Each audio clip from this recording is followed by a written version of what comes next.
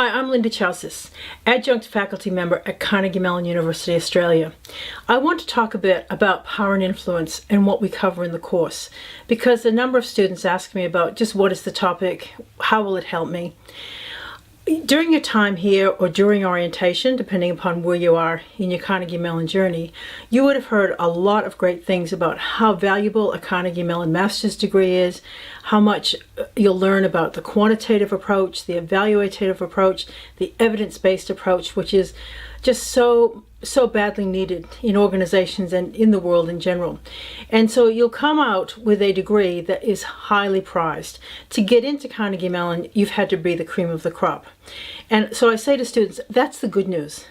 The bad news is that a Carnegie Mellon degree, being the smartest person in the room and doing the best job that you can, is probably not going to be enough to get you where you want to go. Because having the knowledge and having the experience is only part of it. When you go out into the world and when you go back into organizations, and some of you will have already experienced this, you will come across politics. You will come across people who will be threatened by the fact that you have a master's degree. You will come across people who will try to undermine you. You will come across people who will try to keep you out of the loop of information.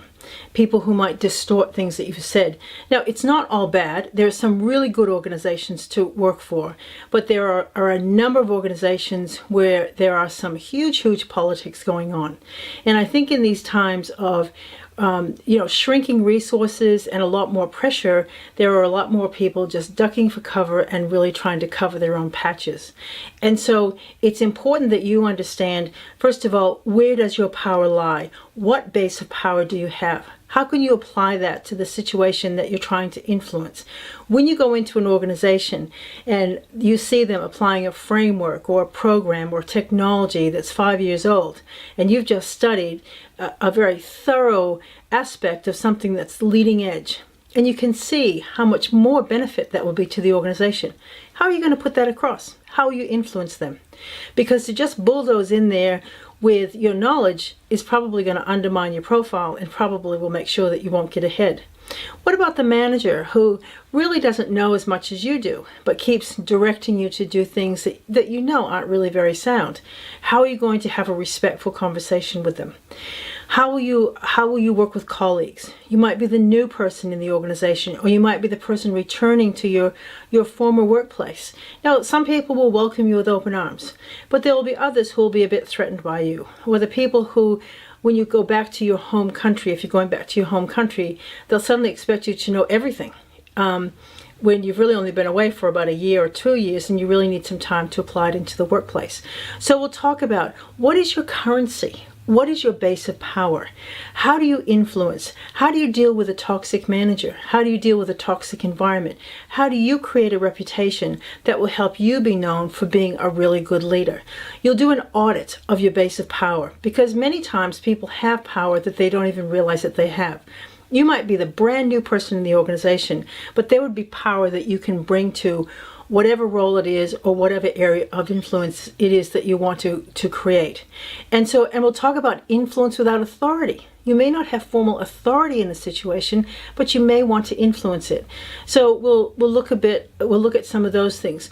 We'll look at some of the emerging trends in organizations about, sort of flatter structures, the importance of being a good follower.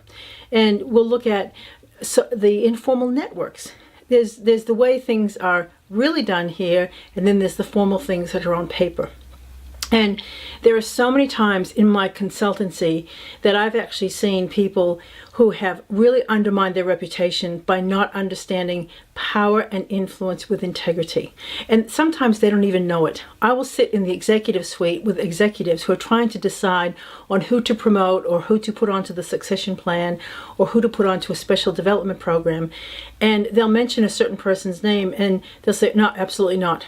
They're not a team player. They aren't constructive in how they handle things. No, absolutely not. And that person might have a lot of technical capabilities, might have a great educational background, but because of their attitude, because of their inability to influence properly and appropriately, they've missed out on opportunities, and they don't even know it. They think they're performing really well.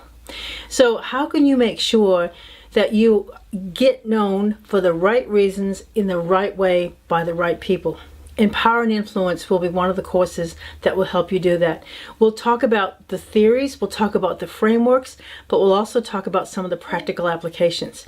And then we'll talk about how does it apply to your country and your culture, because different cultures view power differently. And so we'll look at what does that mean for you, especially if you're going back to your home country, because we'll certainly introduce the Western context of power, but then we'll say, okay, how can you apply that to your country?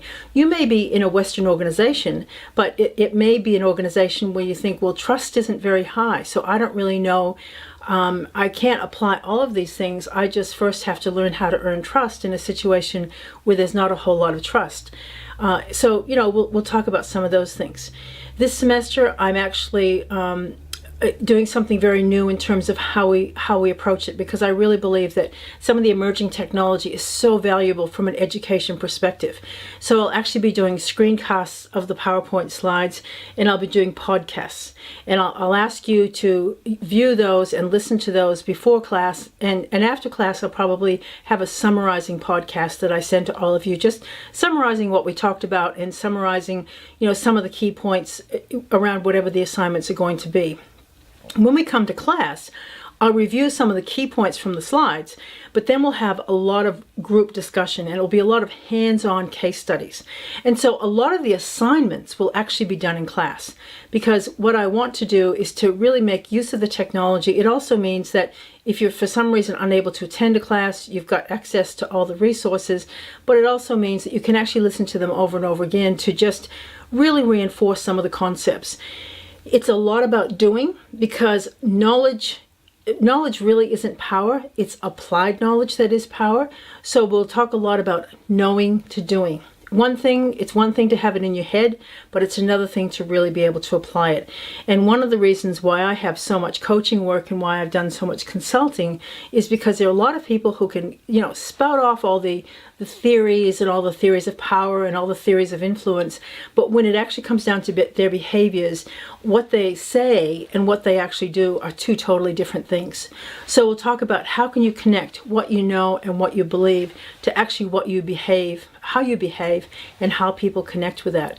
Now, I always believe the fun factor is important, so we'll have a bit of fun in class, but it will be certainly a very rigorous class in terms of studying about power, about influence, but it will also be a personal development class for you. So it's certainly an academic course. We'll talk about, as I said to you, we'll talk about some of the research. We'll analyze the research. We'll pull it apart. I'm really big on saying, look, just because, the conventional wisdom says that doesn't mean that's what we necessarily have to follow. So we'll explore all those things, and then we'll really come up with some conclusions about what it means for you personally. Because each of us has our own personalities, our own backgrounds, our own way of looking at life. And so what I'll do is I'll help you work through, what does it mean for you? What does it mean for you for either the organization that you're going back into, or the type of work that you'd like to do? How can you make it the most, be the most effective operator in those kinds of situations? And how can you use power and influence to actually have people see how valuable your knowledge and your skills are? So if you have any questions, don't hesitate to email me. I certainly look forward to having many of you in the class. And with all the classes that I have here, I say that, I teach courses in the topics that I consult and coach in. So I see myself also as someone who's coaching you. So I'm more than happy to have individual coaching sessions with you around just how do you build your power and influence. Your time here at Carnegie Mellon is a perfect time to actually start to apply some of the principles that you're learning and to actually already apply some of the strengths. The first thing that I'll ask you to do is to look at what you know you're doing well, because often we don't even acknowledge our strengths or even recognize them. And then we'll just look at all of those frameworks and theories and models that have been, they've been used from, back in the beginning of time. And then we'll look at how relevant they are to you and how relevant they are to your situation. And we'll have some discussion around that. The case studies will be real life case studies. So you'll actually be able to really look at how you'd apply those things and how you'd, some of those subtle things about what you would say, what you would do, and what would be some of the consequences. So I look forward to teaching you. It's an area that I do a lot of coaching in, and I've had some great results with people who have actually really applied these principles that we talk about in class. So look forward to seeing many of you in class, and have a great semester.